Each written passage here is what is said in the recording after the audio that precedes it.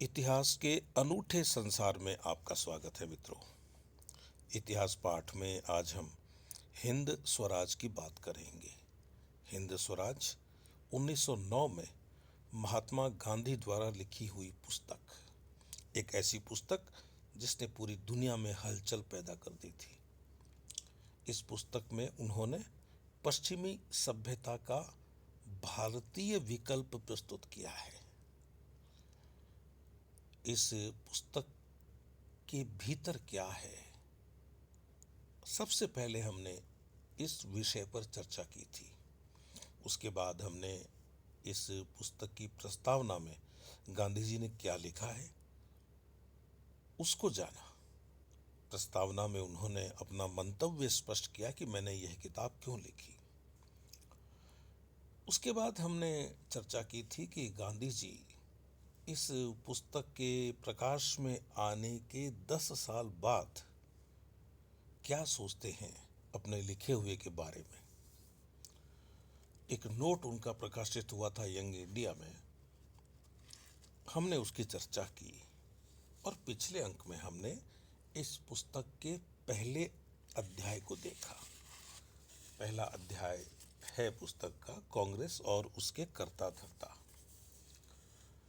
पुस्तक प्रश्नोत्तर शैली में है और पहले अध्याय में गांधी जी से बड़े असुविधाजनक प्रश्न पूछता है पाठक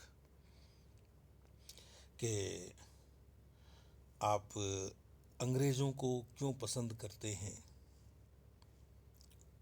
जो दिखावे के लिए ये कहते हैं कि वे भारत का भला चाहते हैं।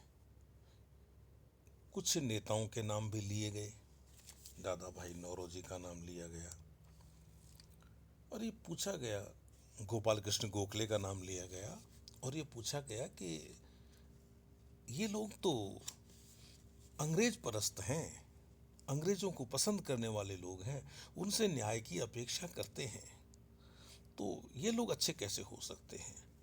गांधी जी ने अपनी मेधा से स्पष्ट उत्तर दिया कि ये लोग हमारे अग्रज हैं। ये रास्ता, आज़ादी का ये रास्ता जिस पर हम चल रहे हैं, ये इन्हीं का दिखाया हुआ है। इस पाठ से लगता भी ऐसा है कई जगह पर कि गांधी जी कुछ ज़्यादा ही झुके हुए हैं अंग्रेज़ों के प्रति। उनके शब्दों में उन अंग्रेज़ों के प्रति जो भारत का भला चाहते हैं। वे अंग्रेज़ों को देश की सीमा के पार, देश की सीमा को हटाकर देखते हैं। उनका सोचना यह है कि जहाँ जहाँ व्यक्ति है वहाँ वहाँ अच्छाई हो सकती है और वह अच्छाई अंग्रेज में भी हो सकती है। मैं भी गांधी जी के उत्तर से स्वयं को असहज महसूस कर रहा था। जितनी बार भी हिंद स्वराज पढ़ता हूँ और उसका पहला पाठ पढ़ता हूँ, बहुत सोचने के बाद, गांधी दर्शन को बहुत पढ़ लेने के बाद भी मन यह मानता नहीं कि कोई अंग्रेज ऐसा होगा जो भारत का भला चाहे। लेकिन गांधी जी ने कहा है, इसलिए उनकी बात को हम नज़रअंदाज नहीं कर सकते। मैं यही कहना चाहूँगा। जो दूसरा अध्याय है गांधी जी का, गांधी जी की पुस्तक हिंद स्वराज का, वो है बंगाल विभाजन। हम बात कर रहे थे कि गांधी जी की अंग्रेजों के प्रति, गांधी जी की अंग्रेजों के प्रति न तो मैं श्रद्धा कहूँगा न मैं निष्ठा कहूँगा। मैं ये कह सकता हूँ कि गांधी जी का कुछ, मान लिया कि वे चुने हुए अंग्रेज हैं, कुछ चुने हुए अंग्रेजों के प्रति विश्वास क्यों है। मैं ये भी सोचता हूँ कई बार कि ये बातें तो 1908-9 में लिखी हुई हैं। उसके बाद जैसे जैसे गांधी जी आगे बढ़े, वैसे वैसे मुझे लगता है कि वे जान गए कि अंग्रेज कभी देश का भला नहीं कर सकते। एक व्यक्ति के रूप में जो उनकी जीवन शैली थी, उसमें किसी भी व्यक्ति के लिए नफरत का कोई स्थान नहीं था, चाहे वह अंग्रेज हो चाहे वह कोई और हो। तो एक व्यक्ति के रूप में गांधी, एक नेता के रूप में गांधी, एक दार्शनिक के रूप में गांधी, एक प्रयोग धर्मी के रूप में गांधी, गांधी के अनेक रूप हैं। लेकिन ये सारी धाराएं जाकर कहीं न कहीं सत्य और अहिंसा के मार्ग पर मिल जाती हैं। खैर, आज हम दूसरे अध्याय की बात कर रहे हैं। अध्याय है बंगाल का विभाजन। शैली वही है, प्रश्नोत्तर शैली। पाठक प्रश्न पूछता है और संपादक उसका उत्तर देते हैं। प्रश्न है, आप कहते हैं कि उस तरह विचार करने पर यह ठीक लगता है कि कांग्रेस ने स्वराज की नींव डाली, लेकिन यह तो आप मानेंगे कि वह सही जागृति नहीं थी। सही जागृति कब और कैसे हुई? बीज हमेशा दिखाई नहीं देता, वह अपना काम जमीन के नीचे करता है, और जब खुद मिट जाता है तब पेड़ जमीन के ऊपर देखने में आता है। कांग्रेस के बारे में ऐसा ही समझिए। बीज हमेशा हमें दिखाई नहीं देता, वह अपना काम जमीन के नीचे करता है, और जब खुद मिट जाता है तब पेड़ जमीन के ऊपर देखने में आता है। कांग्रेस के बारे में ऐसा ही समझिए। जिसे आप सही जागृति मानते हैं वह तो बंग भंग से हुई, जिसके लिए हम लॉर्ड कर्जन के आभारी हैं। यहाँ मित्रों, जो बात कही गई है ना, लॉर्ड कर्जन के आभारी हैं, यहाँ गांधी जी का अंग्रेजों में विश्वास नहीं है, इस अंग्रेज में विश्वास नहीं है। यह बात वे व्यंग में कह रहे हैं। बंग भंग के वक्त बंगालियों ने कर्जन साहब से बहुत प्रार्थना की, लेकिन वे साहब अपनी सत्ता के मद में लापरवाह रहे। उन्होंने मान लिया कि हिंदुस्तानी लोग सिर्फ बकवास ही करेंगे, उनसे कुछ भी नहीं होगा। गांधी जी कहते हैं, जिसे आप सही जागृति मानते हैं वह तो बंग भंग से हुई, जिसके लिए हम लॉर्ड कर्जन के आभारी हैं। बंग भंग के वक्त बंगालियों ने कर्जन साहब से बहुत प्रार्थना की, लेकिन वे साहब अपनी सत्ता के मद में लापरवाह रहे। उन्होंने मान लिया कि हिंदुस्तानी लोग सिर्फ बकवास ही करेंगे, उनसे कुछ भी नहीं होगा। उन्होंने अपमान भरी भाषा का प्रयोग किया और जबरदस्ती बंगाल के टुकड़े किए। हम यह मान सकते हैं कि उस दिन से अंग्रेजी राज्य के भी टुकड़े हुए। बंग भंग से जो धक्का अंग्रेजी हुकूमत को लगा, वैसा और किसी काम से नहीं लगा।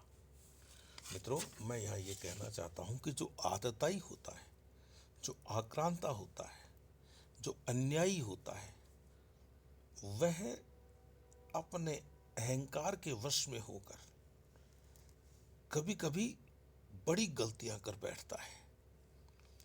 गलतियां कर ही बैठता है, आप यह मान लीजिए। यही गलती बंगाल के विभाजन के संदर्भ में अंग्रेजों से हुई। बंगाल के इस विभाजन ने पूरे भारत को जगा दिया। बंग भंग से जो धक्का अंग्रेजी हुकूमत को लगा, वैसा और किसी काम से नहीं लगा। इसका मतलब यह नहीं कि जो दूसरे गैर इंसाफ हुए वे बंग भंग से कुछ कम थे। मतलब इसका यह अर्थ नहीं है कि अंग्रेजों ने जो दूसरे काम किए उनके अन्याय का स्तर और बंग भंग के अन्याय के स्तर से कम था, ऐसा नहीं है। काम तो दूसरे भी उन्होंने बहुत गलत किए हैं। इसका मतलब यह नहीं है कि जो दूसरे गैर इंसाफ हुए वे बंग भंग से कुछ कम थे। नमक महसूल कुछ कम गैर इंसाफ नहीं है। ऐसा और तो आगे हम बहुत देखेंगे। लेकिन बंगाल के टुकड़े करने का विरोध करने के लिए प्रजा तैयार थी। उस वक्त की प्रजा की भावना बहुत तेज थी। उस समय बंगाल के बहुतेरे नेता अपना सब कुछ न्योछावर करने के लिए तैयार थे। अपनी सत्ता, अपनी ताकत को वे जानते थे, इसलिए तुरंत आग भड़क उठी। अब वह बुझने वाली नहीं है, उसे बुझाने की जरूरत भी नहीं है। ये टुकड़े कायम नहीं रहेंगे, बंगाल फिर एक हो जाएगा। लेकिन अंग्रेजी जहाज में जो दरार पड़ी है वह तो हमेशा रहेगी। वह दिन ब दिन चौड़ी होती जाएगी। जागा हुआ हिंद फिर सो जाए, यह नामुमकिन है। बंग भंग को रद्द करने की मांग स्वराज की मांग के बराबर है। बंगाल के नेता यह बात खूब जानते हैं। अंग्रेजी हुकूमत भी यह बात समझती है, इसीलिए टुकड़े रद्द नहीं हुए। जो जो दिन बीतते जाते हैं, त्यों त्यों प्रजा तैयार होती जाती है। प्रजा एक दिन में नहीं बनती, उसे बनने में कई बरस लग जाते हैं। बंग भंग के नतीजे आपने क्या देखे? आज तक तो हम मानते आए हैं कि बादशाह से अर्ज करना चाहिए, और वैसा करने पर भी दाद न मिले तो दुख सहन करना चाहिए। अलबत्ता अर्ज तो करते ही रहना चाहिए। बंगाल के टुकड़े होने के बाद लोगों ने देखा कि हमारी अर्ज के पीछे कुछ ताकत चाहिए। लोगों में कष्ट सहन करने की शक्ति चाहिए। यह नया जोश टुकड़े होने का अहम नतीजा माना जाएगा। यह जोश अखबारों के लेखों में दिखाई दिया। लेख कड़े होने लगे।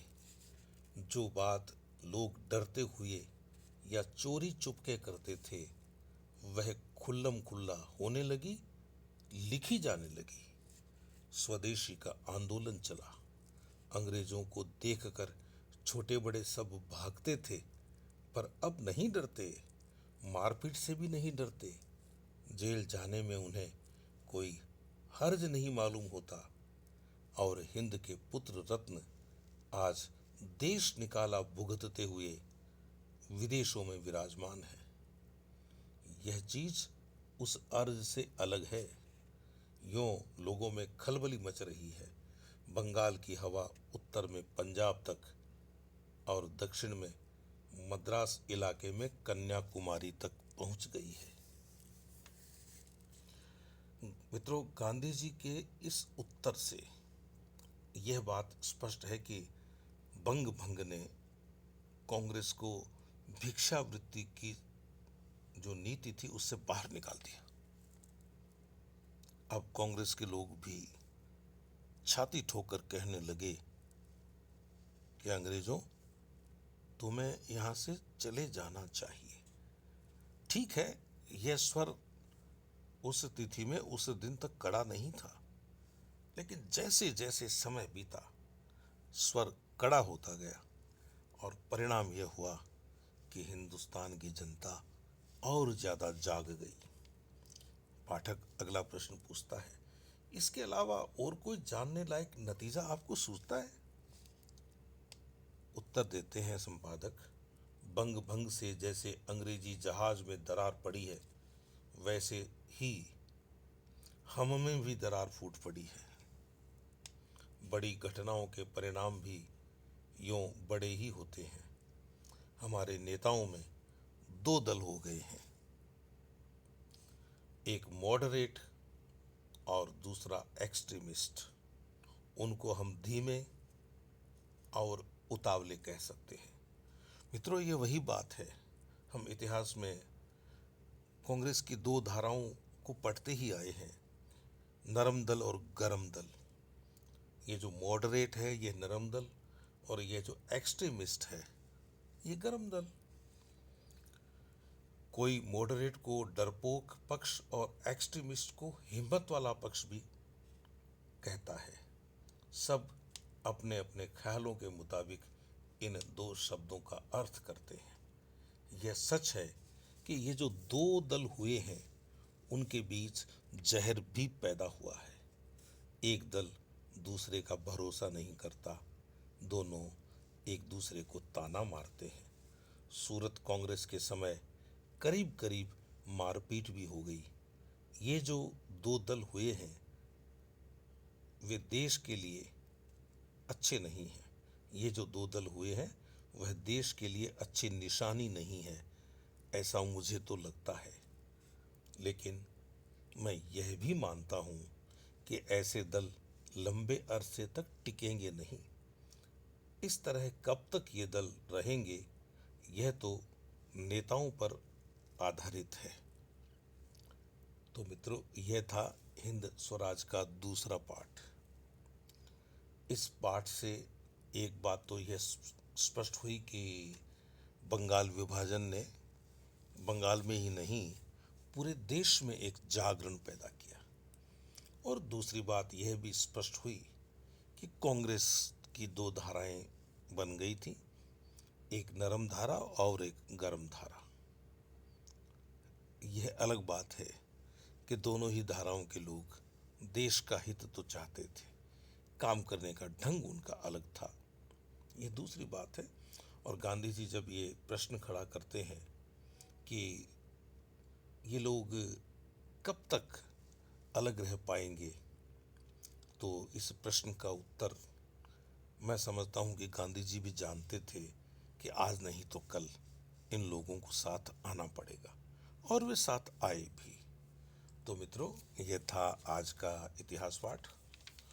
मैं आपको बता दूं, मुझे प्रसन्नता है कि पिछले साल जब ये कोविड-19 की महामारी आई थी, उस समय हमने एक अभियान शुरू किया था कि हमारे विद्यार्थियों को और हमारे मित्रों को भी, जो विद्यार्थी नहीं हैं लेकिन चिंतन मनन करते हैं, सोचते हैं, समझते हैं, इन सब के लिए कुछ व्याख्यान जारी किए जाएं, और वे भी यूट्यूब के माध्यम से या व्हाट्सएप के माध्यम से या सीधे फ़ोन के माध्यम से, किसी भी माध्यम से हमारे साथी, हमारे विद्यार्थी हमारे विचारों को जान लें। प्रारंभ में मैंने बहुत सारे व्याख्यान, वीडियो व्याख्यान बनाए, जिनमें मुझे आप देख भी सकते हैं। बाद में कुछ परिस्थितियां ऐसी बनी कि मैंने ये वीडियो व्याख्यान बनाने कम कर दिए, फिर धीरे धीरे छोड़ दिए। ज़रूरी नहीं है कि मैं आगे भी ऐसा ही करूँगा, कोशिश करूँगा कि मैं खुद उपस्थित होकर वीडियो व्याख्यान भी बनाऊँ, वे भी आपके सामने प्रस्तुत करूँ, आपकी सेवा में प्रस्तुत करूँ। लेकिन फ़िलहाल दोनों तरह के व्याख्यानों को यदि जोड़ दें, वीडियो व्याख्यान और ऑडियो व्याख्यान, तो आज के इस व्याख्यान के साथ यह संख्या 300 की हो जाती है। यानी मेरे कुल 300 व्याख्यान आप हमारे कॉलेज के चैनल पे, लोहिया महाविद्यालय चूरू, राजकीय लोहिया महाविद्यालय चूरू के चैनल पे, या मेरा जो खुद का चैनल है इतिहास लोक, उस पर आपको ये 300 व्याख्यान मिल जाएंगे। इतिहास लोक में हो सकता है कि कुछ व्याख्यान कम हो, लेकिन कॉलेज वाले चैनल पर पूरे 300 हैं। इतिहास लोक में भी धीरे धीरे मैं डाल दूंगा, अपलोड कर दूंगा दूसरे व्याख्यान।